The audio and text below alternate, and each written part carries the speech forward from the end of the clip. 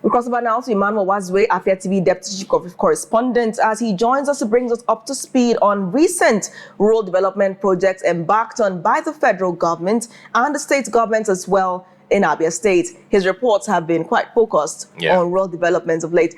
Emmanuel, it's so good to have you join us this morning. How are you doing? Emmanuel? Thanks for having me. I am doing well, and I hope you do too. Yes. I mean, we have to start by commending your work, trying to bring to the fore developments in Bende local government. Somehow when you say Bende, I feel like you're calling my name, but you bring that to the fore, and also in Ikuano local government area. So you've been doing great work. We see what NDDC is doing. We see what Governor Alex Oti is doing. Could you bring us up to speed with these initiatives and what it means for the people of Abia State? When you talk about these issues, they are not new. When you come to Abia, particularly Abia North area. In fact, when you come to the southeast, I think Abia State is one of the states where ecological issues, are very much privileged. So,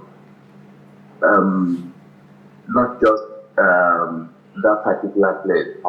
You go to places like Ibere, you go to Afia, you come down to Isiolangwa now, Umuahia south, and different parts of the state, you have these ecological issues, land degradation, and all that. So there are many communities, crying out for help at this moment. But then, this particular one, at Alai in the local government area, became close to the one.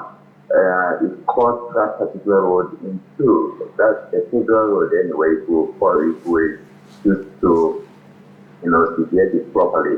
A federal road, a very busy one at that.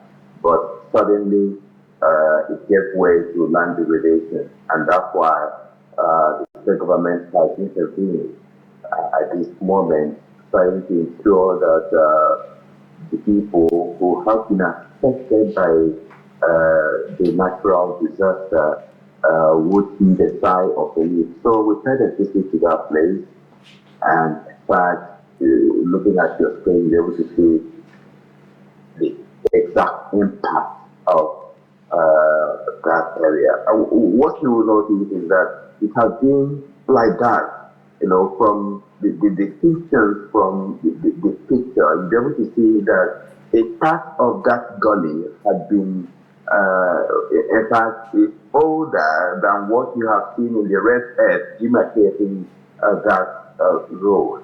That's to show that it has been there and no attention has been paid. And of course, one of my respondents made an allusion to that. So thank you, that, and until that now happened. But it was sort of a miracle anyway, from what I gathered.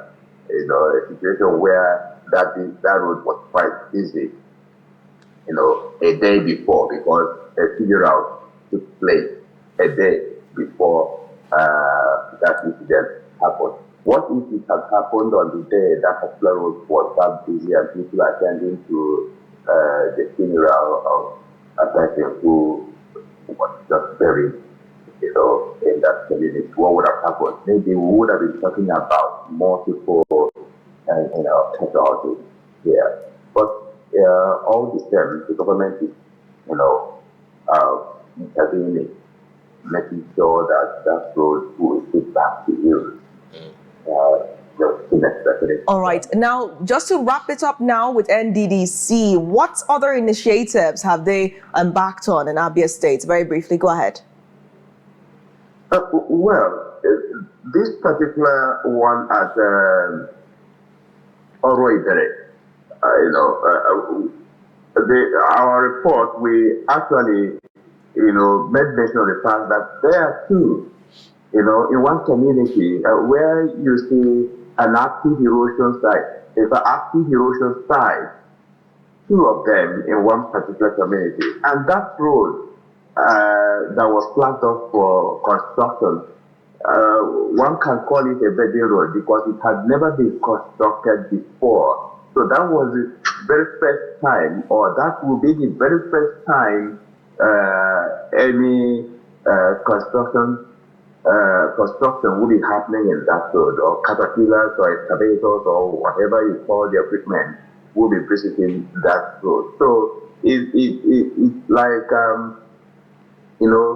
lifting the people out of dungeon or problem, because the man you now see on the street, one of them told me that he's close to 70, and that road has been like that ever since he was born. So you can imagine what the impact will be at the end of the day when in his lifetime he sees that particular road built and the gullies are rested. And some other communities are also calling on the state government to, help them. Communities like the Umuahia, there's an erosion site there, trying to claim buildings live. I would have reported this before now, And today also, the governor will be talking to the press. Maybe we will see a policy action, for this particular one and other ones around the state. All right. Thank you so much, Emmanuel, for joining this morning. And once again, big commendations to you for following up on that. I mean, that's development journalism to the maximum. Thank you, Emmanuel. Thank you very much for having me.